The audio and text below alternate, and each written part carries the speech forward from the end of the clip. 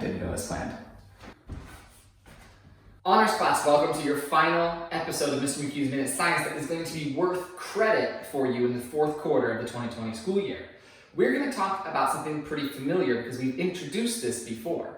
When we were talking about the absolute dating of rock layers, we talked about radioactive decay of isotopes to measure how old something is. Let's say I wanted to figure out how old this horse molar was, or how old this horn coral was. I could do that using a spectrometer to analyze what percentage of isotope, parent isotope, that I still have in that sample.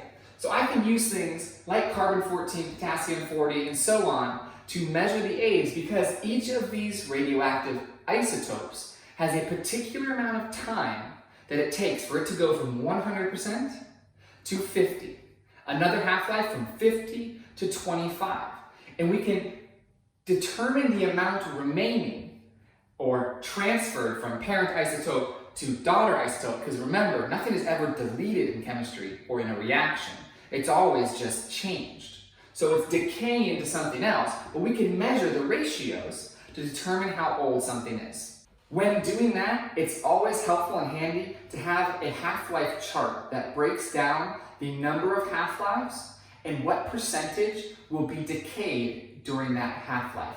Each time we have one half-life, we're going to reduce the percentage of original component parent isotopes by 50%. So it goes from 50 to 25 to 12.5, dividing by 2, all the way down to however many half-lives you want to run. I've also included a decimal amount, so we're going to keep this really handy up in the top right corner of our board. Let's take a look at our very first example. You measured that a fossil contains 6.25% thorium-230 and 93.75% radium-226. What is the absolute age of this fossil? Using half-lives, can we predict how old this fossil might be? Well, we need to use our chart that is so kindly in our top right corner. We have two different isotopes. We have a parent isotope of thorium-230, and it turns into, when it decays, into radium-226. Now, we want to look at the percentages that we have of each. In thorium, it says we have 6.25%. 6.25%. And we have 93.75%, excuse me, of radium-226. Notice that these two percentages added together yield 100%. Because I explained earlier, we aren't deleting any matter here. We're conserving it. And we have an equal balance between the thorium and the radium as it decays. What we need next is to know what is the exact half-life, the amount of time it takes for thorium-230 to decay into radium-226. That time is equal to 75,000 years. That's a long time. Now we can use that number, 75,000, to determine what's happening with our half-lives. If I look up my top right here, I'm going to see the number of half-lives. What I want to know is the percent, which half-life I get to the 6.25% of parent isotope. As I look through, it's going to be the fourth half-life. So thorium, to get to 6.25, has gone through 4 half-lives. I mean, it's divided itself by 2 4 times. So we can take the number of half-lives, 4, we can multiply that by the amount of time each half-life takes, which is 75,000, and we can multiply those together to yield 300,000 years that it took for that fossil to take thorium-230 down to 6.25%. We can now estimate that the fossil is somewhere around 300,000 years.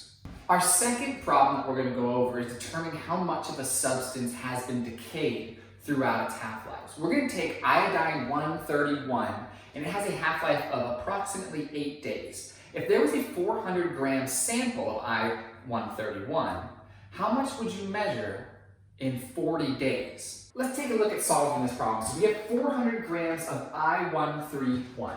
We know that it has a half-life in the problem of 8 days. So it takes 8 days for 100% of the I-131 to turn into 50% of the I-131. It's going to divide by 2 every 8 days. The total time given in the experiment is 40 days.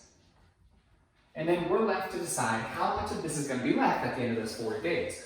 We need to determine the number of half-lives. And to do that, we're going to take the total amount of time, our 40 days, we're going to divide it by the amount of time it takes for one half-life.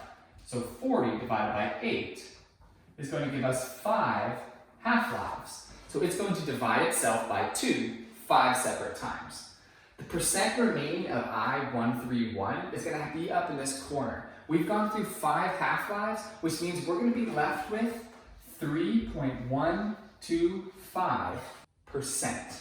Well, 3.125% is not that much, so I should expect a small amount of I-131 left at the end of this. But there's a way I can solve this a little bit easier than looking at a percent. I know that 3.125% is the exact same thing as saying 0.03125 out of 100, right? So this is the decimal form, which we can also see on the chart. If I take that decimal form and I multiply it by our original amount, it'll give me my new current amount at the final part of this problem. So I can take 0.03125 times 400, and it will give me 12.5 grams of iodine 131 remaining in this sample. Using half-lives, total time, we were able to determine the amount of substance at the end of a decaying reaction. Let's look at this in a little different form. Let's forget all the math and all the percentages for a second. Let's just break down 400 grams throughout 5 half-lives. So I'm going to start with 400 grams of something. It's going to go through a half-life. Each half-life takes 8 days. And then it breaks into half of what it was. So now it's going to be 200. 8 days later, we're going to have 100 grams. 8 days later, we'll have 50 grams. 8 days later, 25. And finally, we have 12.5 grams. If you look at this, every time I wrote a red 8 indicated 1 half-life. In our problem, we had 5 total half-lives that we were taking our iodine 131 through. If I circle each one, there's 1, 2, 3, 4, 5. I'm left with 12.5 grams of the original substance. That's exactly the same as what we were able to get multiplying by the percentages that we used in the top right of the screen. So there's multiple ways to get to the final answer when you're looking at radioactive decay problems. Use this video, these steps, to answer your practice problems at home. But we're done here for now. You guys can go do some of this practice. It's the last assignment you have to do. This is it. And then it is smooth sailing, coasting into your summer. I've wonderfully enjoyed making videos for you guys, especially at this level, talking about things like this that I do really like. Hope you guys are well. See ya.